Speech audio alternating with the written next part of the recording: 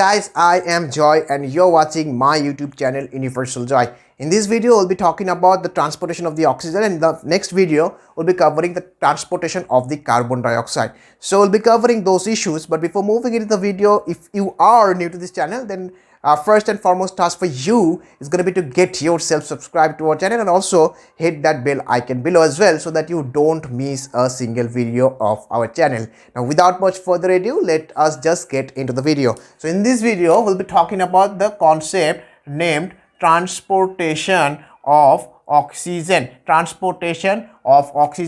But having said that, one thing that you have to have a good idea about is about the concept of the partial pressure, because the transportation of the oxygen is highly dependent upon the partial pressure. Okay, now we all are aware of what we mean by by simple pressure, but we feel very confused and very perplexed whenever the concept of the partial pressure rises in before our eyes. So I'll start from that foundation stone first. So first of all, let us just assume that this is a beaker and it contains a solution. Let us just suppose that this is the solution. For our better assumption, let us just suppose this is a solution which is composed of, let's just say, nitrogen, oxygen and also carbon dioxide. Okay, it has become oxygen 4, no, there should be 2, nitrogen and also oxygen. Okay, now let's just say this solution is exerting approximately 10 millimeter of the mercury. Okay, 10 millimeter of the mercury is the pressure which is being exerted by the whole solution on the wall of the beaker. If somebody asks you how much is the pressure which is being exerted by the whole solution on the wall of the beaker, then you would say it is 10 millimeter of the mercury, which is the whole pressure which is being exerted by the solution on the wall of the beaker. Now let us just suppose that out of this 10 millimeter of the mercury, 2 millimeter of the mercury is being derived from nitrogen, 6 millimeter of the mercury is coming from oxygen, and 2 millimeter of the mercury is coming from carbon dioxide. Now out of this 10 millimeter of the mercury, 2 millimeter of the mercury is coming from nitrogen, 6 millimeter of the mercury is being derived from oxygen, and carbon dioxide is also playing a role by providing 2 millimeter of the mercury to the formation of this whole pressure called, say, 10 millimeter of the mercury. So this 2 millimeter of the mercury is the partial pressure of the nitrogen. This 6 millimeter of the mercury, which is again laying a good foundation stone in the formation of 10 millimeter of the mercury, is being derived from oxygen, and this 2 millimeter of the mercury, which is again playing an important role in the formation of the 10 millimeter of the mercury, is being derived from carbon dioxide. So this 2 millimeter of the mercury is the partial pressure of the nitrogen, 6 millimeter of the mercury is the partial pressure of oxygen, and 2 millimeter mercury is the partial pressure of the carbon dioxide. So partial pressure is nothing but the amount of the pressure of an individual gas in the mixture of a solution. This is a very simple concept. This is partial pressure, and depending upon this partial pressure will rate the transportation of the oxygen. So remember one thing, partial pressure also determines the direction of the diffusion. That means an area where the partial pressure is on high, an area, imagine an area or a region or a province where the partial pressure is on high. From that area, the gaseous substances will be flowing into an area where the partial pressure is on low. So it determines the direction of the diffusion. So we'll apply the concept of partial pressure in the transportation of the oxygen. Let us just suppose this is our lung alveoli, okay, drawn in the black color, and it is highly enriched in the oxygen. Very simple, because we are through the respiratory tract, we are taking the air into our interior part of the body. That is, we are inhaling the air. Whenever we are inhaling, we are taking the oxygenated substances into our body. And let us just suppose this is an artery, or this is an pulmonary capillary in the arterial end, and it is 25% desaturated and 75% saturated. What does it mean? I'll not be talking a lot about this issue because this is a very complicated issue. If you require, then I'll be making a separate video on this issue. But for the time being, you just keep only one thing in your mind, is that this pulmonary capillary in the arterial end, it has been 75% saturated with oxygen. That means the hemoglobin in it will be 75% saturated with oxygen, but still the 25% of the hemoglobin's pocket will remain desaturated, and those 25% will be taken in by the diffusion of the oxygen from the lung alveoli into the pulmonary capillary in the arterial end. It may look to be a little complicated, but I'll not go into details in this video. So let us just suppose the partial pressure as the lung alveoli. In the lung alveoli, the concentration of the oxygen is really on high. So the lung alveoli will have more amount of the partial pressure of the oxygen, and it stands on 104 millimeter of the mercury. And the pulmonary capillary in the arterial end, as it contains more amount of the venous blood, so definitely the oxygen content in the pulmonary capillary in the arterial end will be on low. So it will be approximately 40 millimeter of the mercury, which indicates the partial pressure is very, very, very low. So you could see the pressure difference.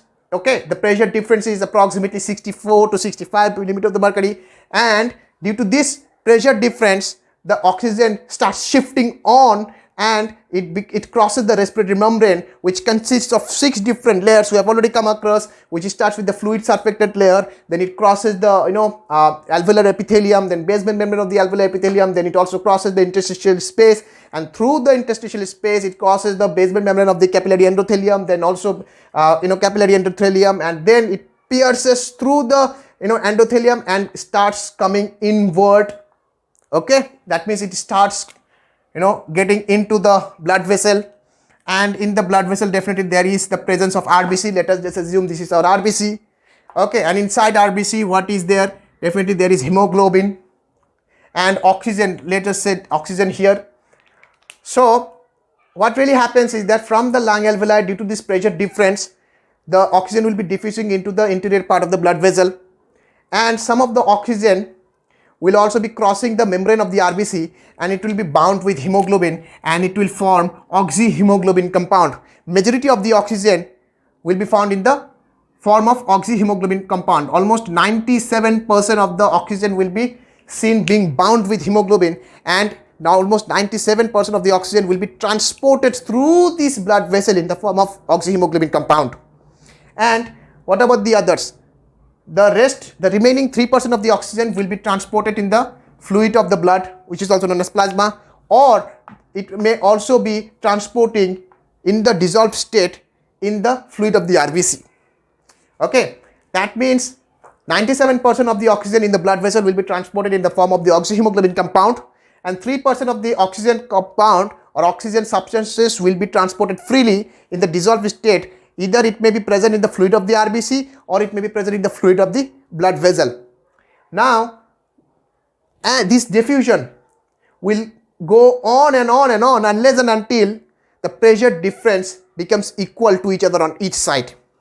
That means from here to here, the pressure difference was 64 to 65 millimeter of the mercury, and due to this reason the diffusion took place, and it will go on unless and until the pressure in the arterial end of the pulmonary capillary turns out to be 104. The moment the pressure becomes 104 in the arterial end of the pulmonary capillary, the diffusion will stop from the lung alveoli into the blood vessel. Okay, now the oxygen is transporting in the blood vessel. Now this blood vessel will definitely be supplying oxygen to the tissue or to the cellular level.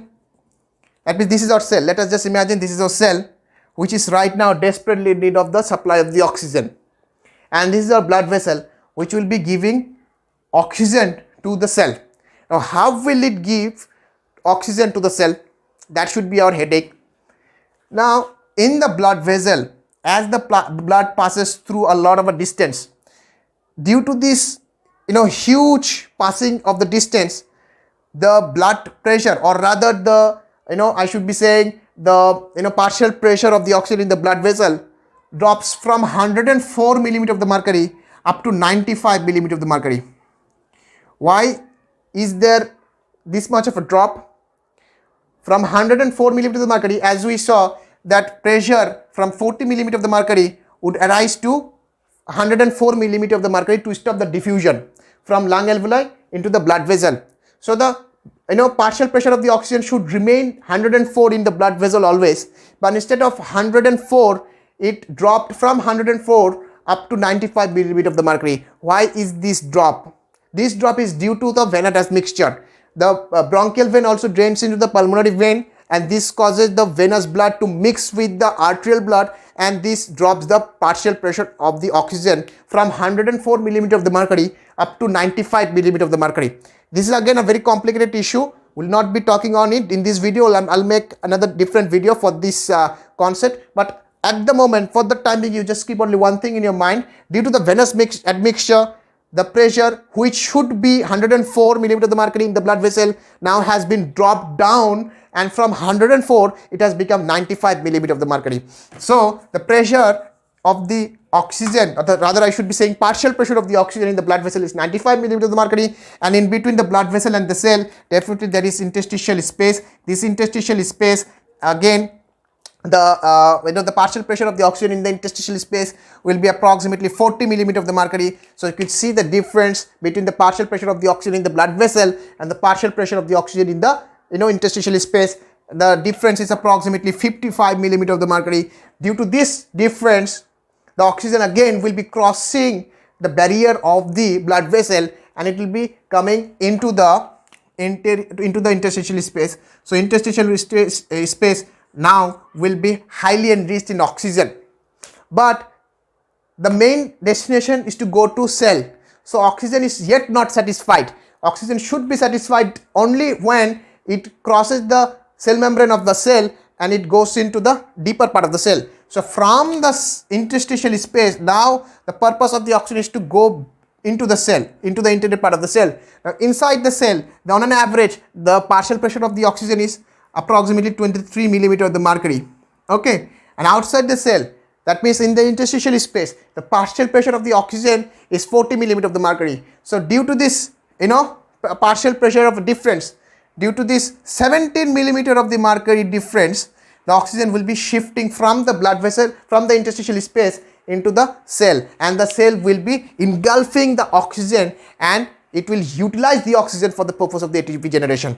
This is the transportation of the oxygen. Now I'm going to be giving a quick recap for your betterment. So what really happens is that from the initial point of view, the oxygen will be diffusing into the blood vessel, because the partial pressure difference in the lung alveoli is 104, which is really very high, and the partial pressure of the oxygen in the blood vessel is approximately 40 millimeter of the mercury. So the partial pressure in the lung alveoli of the oxygen in the partial pressure of the oxygen in the lung alveoli is 104. Partial pressure of the oxygen in the blood vessel is approximately 40 millimeter of the mercury. Due to this 60 or 64 or 65 millimeter of the mercury difference, the oxygen shifts to the blood vessel, and in the blood vessel, oxygen transports in two different forms. One is oxyhemoglobin form, the other is dissolved form. Remember one thing, this oxyhemoglobin form, or this oxyhemoglobin form is not held responsible for the generation of the pressure difference.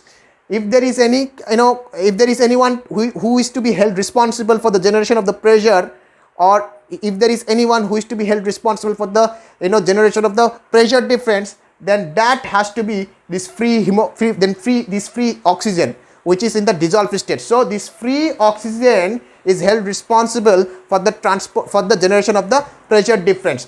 So this oxygen is transported to two different forms. One is via oxyhemoglobin compound, the other is via free state or dissolved state, and then it circulates through the blood, and when it comes a little closer to the cell level, then that time what really happens is that in the blood vessel, the partial pressure of the oxygen is 95 millimeter of the mercury, and the partial pressure of the interstitial space is 40 millimeter of the mercury. So due to this pressure difference, the oxygen shifts from the blood vessel into the interstitial space, and we know the interstitial space is closely in contact with the cell. In the cell or within the cell, the partial pressure of the oxygen on an average is 23 millimeter of the mercury, but the partial pressure of the oxygen outside the border of the cell, which is going to indicate the interstitial space, the partial pressure of the oxygen in the interstitial space will be 40 millimeter of the mercury. So due to this pressure difference of 17 millimeter of the mercury, now oxygen will be diffusing into the interior part of the body, and cell will be receiving the oxygen from the interstitial space.